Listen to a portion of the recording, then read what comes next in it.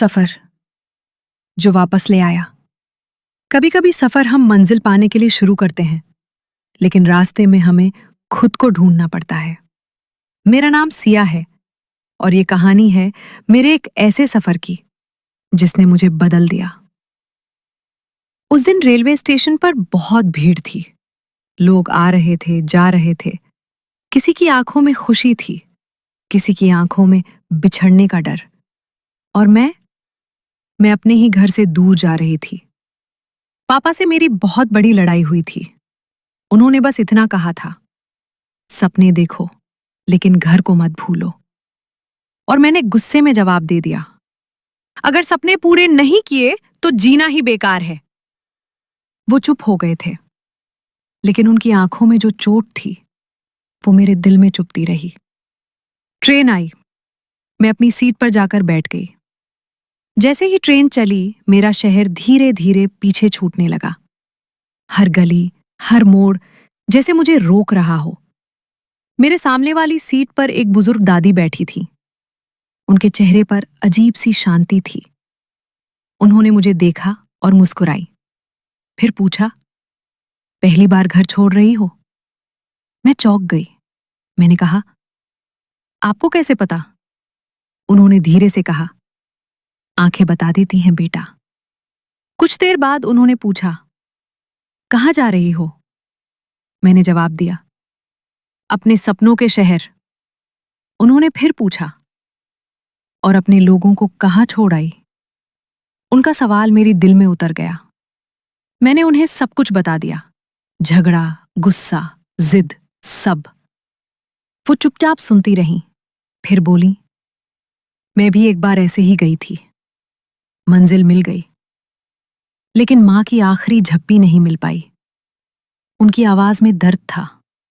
उन्होंने कहा, सपने पूरे करना गलत नहीं है, लेकिन अगर मंजिल पर पहुंचकर आप अकेले खड़े हो तो जीत अधूरी लगती है। रात हो गई। ट्रेन अंधेरे को चीरती हुई आगे बढ़ रही थी। सब सो चुके थे, लेकिन मेरी आंखों में नींद नहीं थी। मैंने आसमान की तरफ देखा।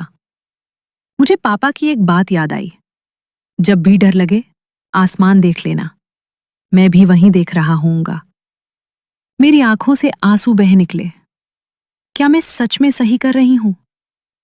क्या सपनों के लिए अपनों को छोड़ देना ठीक है? सुबह जब मेरी आंख खुली, दादी अपनी सीट पर नहीं थी।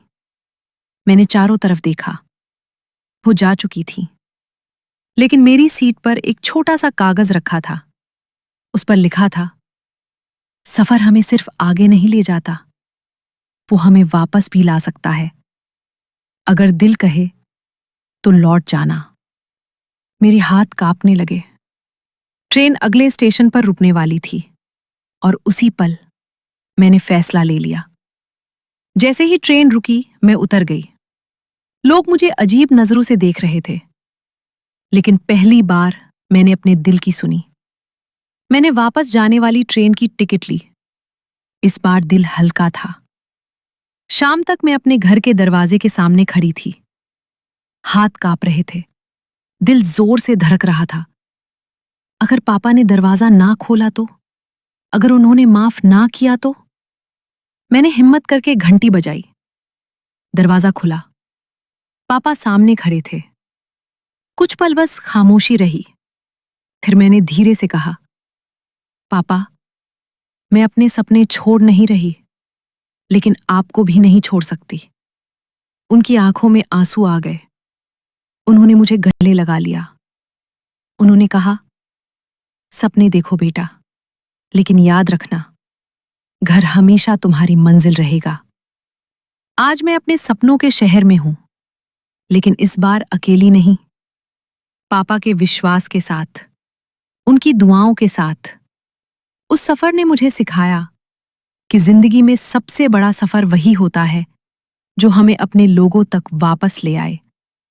क्योंकि मंजिल से ज्यादा खूबसूरत साथ चलने वाले लोग होते हैं। और कभी-कभी लौटना ही सबसे बड़ी जीत होती है।